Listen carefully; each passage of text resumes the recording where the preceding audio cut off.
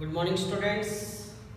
आज हम class 9th को शुरू करने जा रहे हैं और 9th में भी अभी तक स्टूडेंट जैसे आपने 8th क्लास में साइंस को पढ़ा था, 9th में भी साइंस सब्जेक्ट है बट इसको हम थ्री पार्ट्स में डिवाइड कर लेते हैं। तो 3 पार्ट्स में डिवाइड करने का मतलब मीन्स ये है स्टूडेंट, साइंस अब जो आपके 9th स्टैंडर्ड में आओगे तो वो 3 पार्ट्स में डिवाइड हो जाएगी, फिजिक्स, केमिस्ट्री एंड बायोलॉजी।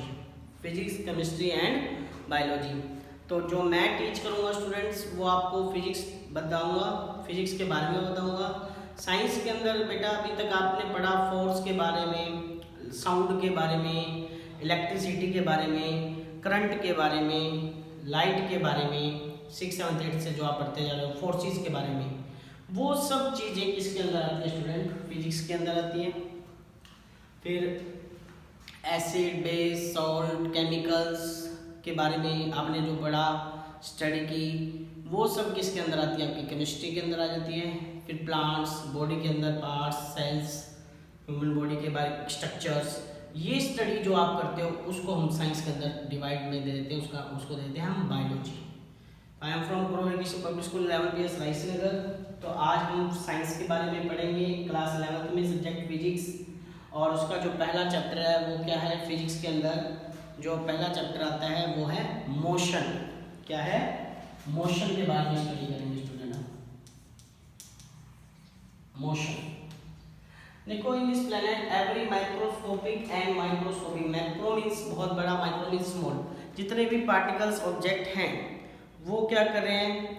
कुछ ना कुछ मूवमेंट्स कर रहे हैं। जैसे प्लांट्स आपके ग्रोथ कर रहे हैं, ठीक है, आज जैसे बरसात का आना, पानी का चलना, ये सब किसके एग्जाम्पल हो गए स्टूडेंट? मोशन की, जिसकी पोजीशन टाइम के साथ चेंज हो रही है। जो चल रही है, फैन चल रहा है तो मोशन में है, आप चल रहे हो तो मोशन में है, पर किसके रिस्पेक्ट में? आपके आसपास के सराउंडिंग के रिस्पेक्ट में।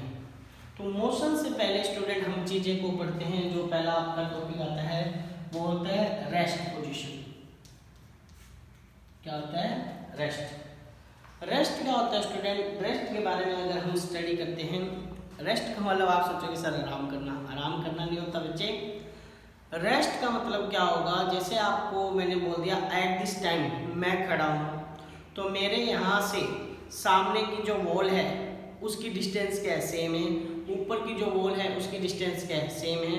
यहाँ से इसकी डिस्टेंस क्या है? सेम है। यहाँ से इसकी डिस्टेंस क्या है? सेम है। मेरे पीछे जो डिस्टेंस है वो क्या है? सेम है। तो एट दिस टाइम मेरे सराउंडिंग के रिस्पेक्ट में मैं कौन सी पोजीशन पे हूँ स्टूडेंट? रेस्ट पोजीशन पे हूँ।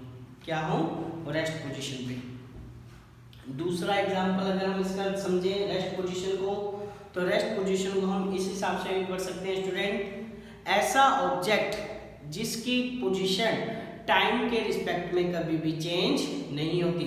जैसे 2 ट्रेनें चल रही है और पैरेलल चल रही है, सपोज ये 2 ट्रेन है ए एंड बी, और ये पैसेंजर बैठे हैं इस पे और ये पैरेलल चल रहे हैं, तो ये एक दूसरे को देख रहे हैं, इनकी पोजीशन में कोई भी चेंज नहीं आ रहा। तो ये कौन सी पोजीशन पे होगी? रेस्ट पोजीशन पे। तो ऐसा ऑब्जेक्ट जिसकी पोजीशन टाइम के साथ चेंज ना हो, उसको हमने क्या नाम दे दिया स्टूडेंट? Rest position. क्या नाम दे देंगे उसको हम student? Rest position.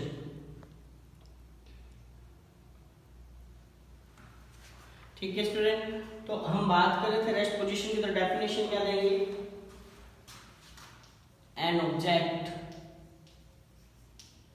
whose position an object whose position does not change with respect to time is called rest position. With respect, आप इसमें ये लिख सकते हो, लाइन ऐड करना चाहते हो,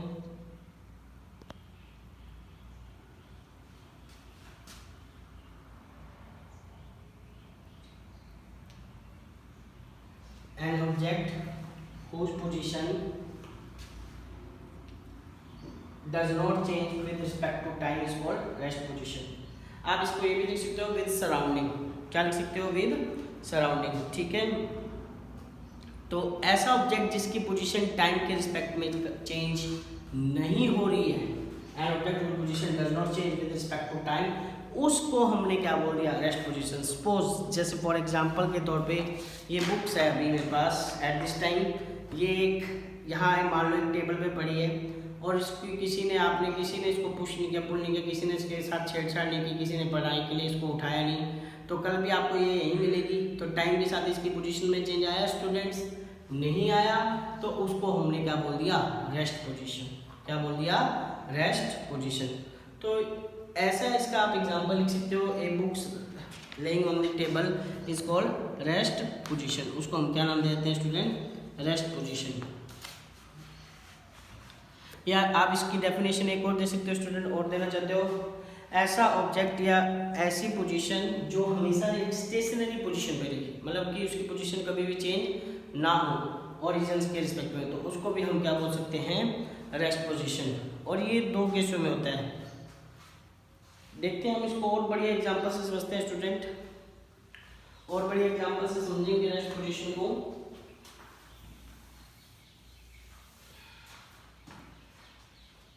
बाद में पहले हम मोशन के बारे में डिस्कस कर लेते हैं।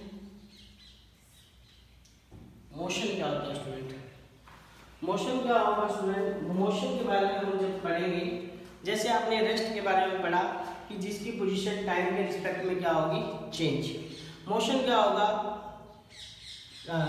रेस्ट पोजीशन थी जिसकी पोजीशन टाइम के रिस्पेक्ट में चेंज नहीं हुई, तो मोशन क्या हो जाएगा, जस्ट उसका रिवर्स, जिसकी पोजीशन टाइम के रिस्पेक्ट में क्या होगी, चेंज। मान लो हमारे पास एक पर्सन था ओरिजिन पे और अभी उसकी पोजीशन ए थी, वो कुछ टाइम टी के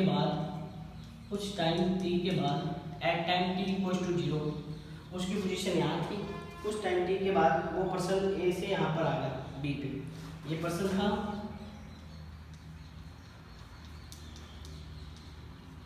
ठीक है, ये ओ से ए तक गया, फिर ए से बी तक आया, तो टाइम के रिस्पेक्ट में इसकी पोजीशन में क्या देख रहे हो स्टूडेंट, आप चेंज देख रहे हो, क्या देख रहे हो, चेंज। तो उस को हमने क्या नाम दे दिया, मोशन।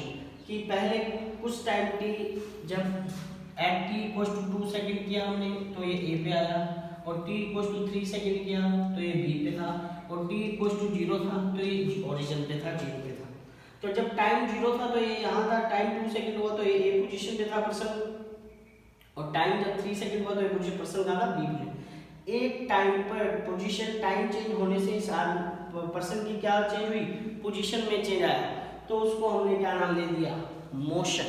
उसको हमने क्या नाम दे दिया स्टूडेंट, मोशन। और रेस्ट पोजीशन क्या थी, जिसमें चेंज नहीं आ रहा था, तो उस जिसमें चेंज नहीं आया उसको हमने क्या नाम दिया, रेस्ट पोजीशन। और जिसमें चेंज आया उसको हमने क्या नाम दे दिया, मोशन। उसको हमने क्या नाम दे दिया, मोशन। तो मोशन की डेफिनेशन क्या देंगे स्टूडेंट हम, ऐसा ऑब्जेक्ट जिसकी position time to time vary कर रही है वो क्या है, मोशन है विद रिस्पेक्ट टू सराउंडिंग। आप कह सकते हो, तो आप इसकी डेफिनेशन देख सकते हो, N object whose position change with respect to time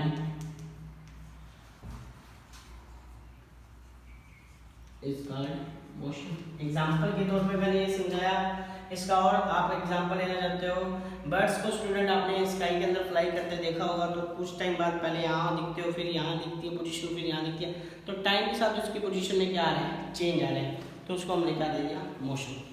तो फिजिक्स के अंदर स्टूडेंट आज हमने दो चीज़ों को डिस्कस किया, रेस्ट पोजीशन और मोशन। एक्चुअल में तो रेस्ट पोजीशन क्या थी, जिसकी पोजीशन टाइम के रिस्पेक्ट में चेंज नहीं होगी, और मोशन क्या था, जिसका ऑब्जेक्ट, ऐसा ऑब्जेक्ट जिसकी पोजीशन टाइम के रिस्पेक्ट में चेंज होगी। मैंने एग्जांपल से समझाया, उसको हमने क्या नाम दे दिया, मोशन। इसको और एग्जांपल से